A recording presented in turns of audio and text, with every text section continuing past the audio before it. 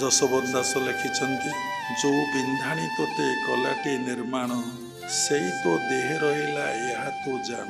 ଯିଏ ତୁମକୁ ନିର୍ମାଣ କରିଛି ସେ ତୁମ ଶରୀର ଭିତରେ ଅଛି।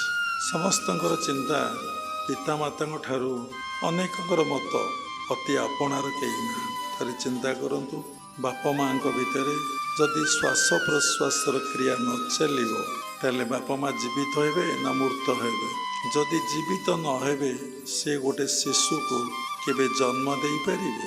ତେଣୁ ଦେଖିବେ, ଯେତେ ଆପଣ ସମୀକ୍ଷା କରି କରି କରି କରି କରି କରି ଦେଖିବେ, ସବୁରି ମୂଳରେ ହିଁ ଅଛନ୍ତି ସେ ପରମାତ୍ମା ପରବ୍ରହ୍ମ ଜଗତର ନାଥ ଜଗନ୍ନାଥ। ବାସ୍ତବରେ ସେ ଆପଣାର, ତାଙ୍କଠାରୁ ଆପଣାର ଆଉ କେହି ନୁହନ୍ତି। ସେ ଆମକୁ ବହୁତ ଭଲ ପାଉଛନ୍ତି। ପ୍ରତ୍ୟେକଟି ମୁହୂର୍ତ୍ତରେ ସେ ଆମ ଭିତରେ ରହି ସବୁ କିଛି କରୁଛନ୍ତି, କରାଉଛନ୍ତି, କିନ୍ତୁ ସେଇ ବୋଧଟା ଆମର ନାହିଁ।